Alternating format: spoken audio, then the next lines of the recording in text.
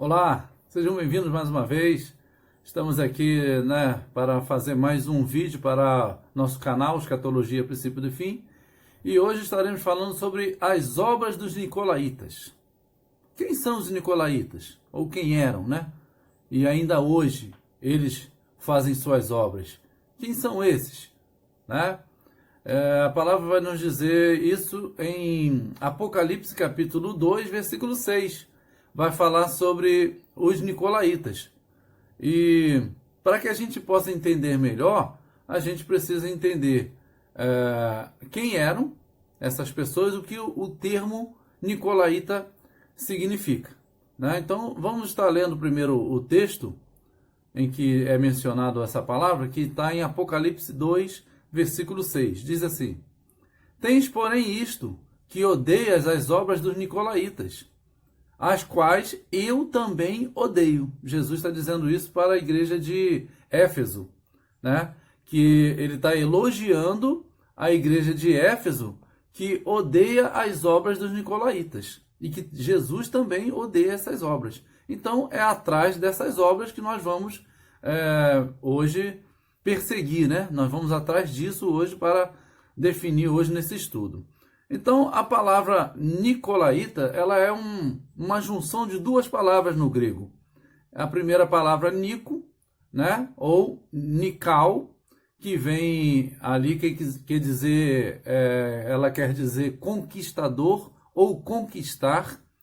E a palavra Laíta, ou a palavra laicos, ou laos, que quer dizer povo, laicos, leigos. Ou seja, a junção seria conquistador dos leigos, ou conquistador do povo, ou, melhor dizendo, dominador do povo. Então, eu creio que é mais por esse sentido que o texto de Apocalipse está mencionando essa palavra, para que a gente não fique sob o domínio daqueles que querem nos aprisionar na mente. Né? Por isso a palavra está dizendo, né? Errais por não conhecer as Escrituras. Por não conhecer as Escrituras, o povo foi destruído, como está lá em Oséias. Então, o conhecimento nos liberta. Né? E Jesus vai dizer que Ele é a verdade e que a verdade vos libertará. Conhecereis a verdade, que é Ele mesmo, Jesus Cristo, e ela vos libertará. Libertar de quê? Libertar de dogmas, libertar de alguém que quer manter você aprisionado naquilo que Ele quer que você faça. Então, diretamente eram as obras dos Nicolaítas, os domínios, né? As imposições que eram colocadas sobre aqueles de menos intelecto, de menos conhecimento, os leigos. Né? Por isso que nós temos que conhecer a palavra de Deus.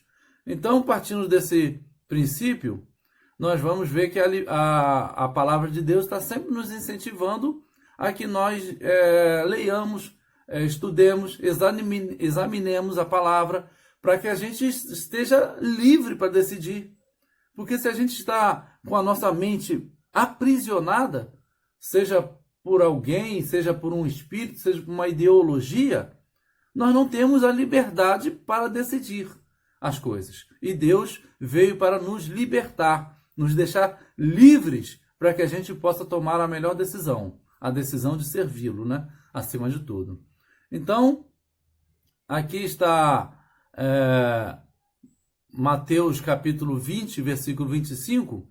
Nós vamos ver que são versos que a gente escolheu aqui, que a Bíblia nos mostra, que é para que a gente não se deixe escravizar mais, já que Jesus veio nos libertar, que a gente não se deixe mais se pôr sob nenhum jugo de ninguém. Então diz assim, Mateus 20, 25.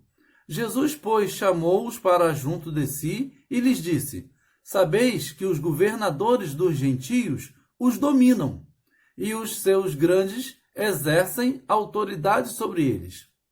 Não será assim entre vós. Antes, qualquer que entre vós quiser tornar-se grande, será esse o que vos sirva. E qualquer que entre vós quiser ser o primeiro, será vosso servo. Ou seja, Jesus está limitando, está ordenando e aqui dando um indicativo de que nós não precisamos ser dominador de ninguém. Nós precisamos indicar o caminho para as pessoas. Assim é no seu reino. O seu reino é feito de pessoas livres, não de pessoas dominadas, né?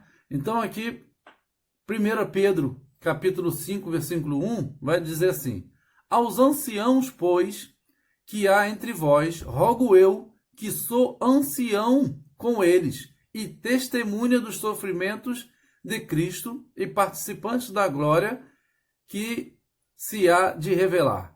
Apacentai o rebanho de Deus, que está entre vós, não por força. Olha a orientação de Pedro. Apacentai o rebanho de Deus. O rebanho é de Deus, não é dos pastores. Os pastores estão só para apacentar. Apacentai o rebanho de Deus, que está entre vós, não por força, mas espontaneamente, segundo a vontade de Deus, nem por torpe ganância, mas de boa vontade. Ou seja, está orientando os pastores que não sejam olho grande, né? Porque já lá atrás, em Ezequiel, o próprio Deus diz que será o nosso pastor ele mesmo, porque os pastores estão só para sugar as suas ovelhas, só para dominá-las, só para colocar jugo, só para tirar a lã, tirar a gordura e aproveitar o máximo da ovelha. E aqui está dizendo que não pode ser por torpe ganância, né? Que o pastor vai apacentar a ovelha. E o versículo 3 diz assim: nem como dominadores sobre os que vos foram confiados, mas servindo de exemplo ao rebanho. Vejam que aqui a palavra de Deus já está nos apontando para que a gente não seja como dominadores sobre o povo, e que o povo também não se coloque como dominados. E isso só pode acontecer a partir do em que se conhece a verdade da palavra de Deus. Por isso a palavra é dita para que a gente examine a palavra e não apenas leia. Porque ao examinar, a gente vai com mais cuidado, vai olhando aquilo ali com um pouco mais de atenção e a gente fica livre verdadeiramente para decidir. Então o versículo 3 é muito firme, né? Diz, não como dominadores. Apacente a ovelhas, mas não como dominadores. Colossenses capítulo 2, versículo 18, vai nos dizer assim: ninguém atue como árbitro contra vós, afetando humildemente ou culto aos anjos, firmando-se em coisas que tenha visto, inchado vãmente pelo seu entendimento carnal. Ou seja, ninguém atue como árbitro, que seja ali um dominador, que seja ali aquele que vai ditando as regras, né? É nesse sentido. É claro que a igreja precisa de um pastor para guiá-los com o seu cajado, não para bater, mas para trazer de volta ao caminho aquelas que estão se desviando. Esse é o sentido do pastoreio. Para apacentar e não para bater com o cajado. Cajado não é para se bater. Cajado é para trazer de volta. Inclusive ele tem aquela ponta que faz aquela volta para que pegue no pescoço da ovelha, mas com cuidado. Qual o pastor que quer deixar uma ovelha manca? Não tem valor nenhum para ele. Qual o pastor que quer bater numa ovelha a ponto de machucá-la? Porque não tem valor nenhum para ele. Porque ele, sendo o dono da ovelha, falando agora de um pastor comum, aquela ovelha tem valor financeiro para ele. Tem custo que ele vai engordando aquela ovelha, tanto para vender, quanto no final para abater e ser o seu alimento. Então, qual o interesse de um pastor, um verdadeiro pastor, em machucar a sua ovelha? Nenhum. Na verdade, não é isso que a palavra nos diz. A palavra nos diz que devemos tratar a ovelha e trazê-las com carinho para de volta ao rebanho, senão o lobo vai pegar aquela que está desgarrada. Mais um versículo, 2 Coríntios 11, versículo 19. Diz assim: assim, vós que sois tão lúcidos, certamente sabeis acolher os desequilibrados. Versículo 20. Porquanto de fato acolheis até quem vos escraviza, ou vos explora, ou aqueles que sobre vós se exaltam, e até mesmo suportais quem vos esbofeteia. Aqui, irmãos, já vamos chegar num ponto em que hoje, infelizmente, o povo de Deus está de uma forma em que eles estão preferindo aquele que vos escraviza, estão preferindo aqueles que vos esbofeteia, aqueles que vos exploram. O povo está preferindo, chamado isso de síndrome de Estocolmo. O que quer dizer síndrome de Estocolmo? É uma pessoa que, por tanto ser torturada, ela desenvolve um afeto pelo torturador. Ela desenvolve um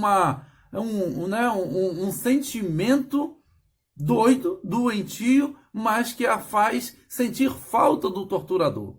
E hoje, irmãos, por causa dos nicolaítas em nossos meios, que querem dominar o povo, colocar peso, colocar cangas em cima do nosso povo, e no caso Jesus diz que o seu jugo é suave, né, e o seu fardo é leve. Mas os seres humanos, tal como no passado com os fariseus hipócritas, eles colocavam peso e jugo forte, pesado em cima do povo, mas não ajudavam com um dedo, como diz Jesus. Mas, infelizmente, o povo hoje está escolhendo obedecer mais esses, que são mais durões, mais como aqueles dominadores do povo, que exploram o povo, do que aquele pastor que dá a liberdade, que ensina que ele deve entender e conhecer e servir a Cristo com a liberdade com que Cristo vos chamou. O povo está hoje dependendo daquele que diz o que ele tem que fazer. Não, você não pode fazer isso, você não pode fazer aquilo. Para você ir a tal lugar, você tem que me pedir primeiro. Olha que absurdo. Hoje estão acontecendo assim. Pessoas que, para simplesmente se locomoverem para fazer os seus afazeres, seja de lazer ou não, tem que ligar para um pastor para perguntar a ele se pode fazer as coisas. Isso significa nicolaísmo. Isso é domínio sobre o povo, ao qual Jesus não quer. Jesus quer sim, é claro, que o pastor dê a direção para a ovelha, mas ele não pode ser o detentor dos pensamentos da ovelha. E as ovelhas hoje estão preferindo aqueles que as exploram.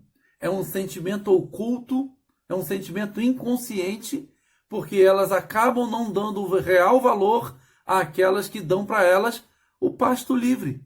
Como Jesus falou, vem até mim porque vocês entrarão e sairão, né? Acharão pastagens. Vai entrar e vai sair, vai ter liberdade. É claro que não é sair do evangelho, mas é entrar e sair no sentido de ter liberdade no evangelho.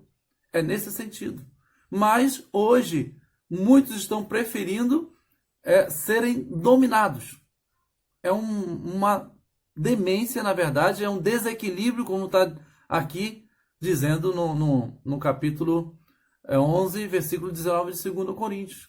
Porque, na verdade, somos chamados a ter a nossa própria decisão, ter liberdade para decidir. E agora, para estarmos caminhando para o fim, Gálatas capítulo 5, versículo 1. Estais, pois, firmes na liberdade com que Cristo vos libertou, e não torneis colocar-vos debaixo de jugo de servidão. O apóstolo Paulo está nos orientando, irmãos. Nós já fomos libertos. Quando um pastor te indica a palavra do Senhor, não, a palavra de Deus te diz assim, assim, assim, assado, obedeça a palavra do Senhor.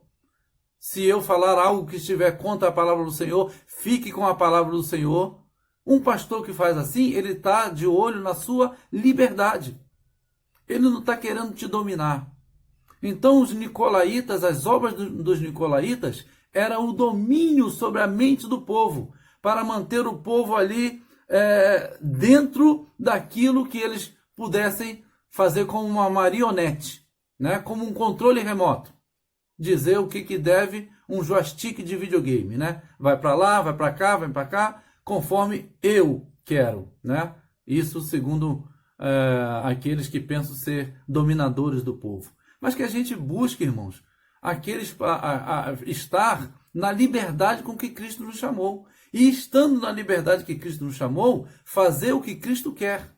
Porque também há aqueles que, quando não estão sob o domínio de um pastor dominador, vamos colocar assim, que exige que ele faça as coisas, ele também não faz. E está correto isso? Não está. Temos que aprender a viver na liberdade que Cristo nos chamou. E o que significa isso? Significa dizer que quando você está consciente de que você deve fazer o trabalho do Senhor, deve fazer as obras do Senhor, você faça sem que ninguém precise te ordenar. Um exemplo, faça sem que você não esteja na escala. Né? Vá ao culto mesmo que você não esteja na escala do louvor. Vá fazer a obra do Senhor mesmo que você não esteja à frente de um ministério. Vá fazer o que é preciso fazer mesmo que você não esteja na escala para pregar ou para abrir um culto ou para ir na visita tal. Faça, irmãos, aquilo. A Bíblia diz que se nós não excedermos aquilo que os fariseus faziam, a justiça dos fariseus, não fazemos diferença nenhuma. Precisamos exceder. E o exceder, muitas vezes, está na gente fazer aquilo que nós não estamos colocados na escala para fazer. Ou colocados por alguém, chamados por alguém para fazer. Né? Sair de nós mesmos. Vermos a necessidade que os campos já estão brancos e nós sairmos para a colheita do Senhor. Sem precisar necessariamente que alguém nos domine e fala, faça isso, faça aquilo, ou não faça esse, ou não faça assado. Não, irmãos, nós estamos livres para decidir. Porém, temos que ter um entendimento que na liberdade que Cristo nos chamou, devemos fazer aquilo que Cristo nos chamou para fazer. E não só quando alguém nos impõe para fazer. Ou porque estamos com alguém do nosso lado, né? Fazemos porque tem amizade com alguém. Claro que é importante ter um irmão ao nosso lado para fazer o trabalho, mas não devemos fazer só porque tem alguém do nosso lado para fazer. Temos que fazer porque somos livres e nossa mente agora nos diz, através do Espírito Santo, através da tua palavra, que devemos fazer o trabalho do Senhor. Para encerrar, João 8,32. E conhecereis a verdade, e a verdade vos libertará. Jesus Cristo é a verdade. Amém? Fujamos dos nicolaítas, dominadores do povo. Tenhamos liberdade em Cristo para fazer a sua obra. Que Deus nos abençoe. Amém.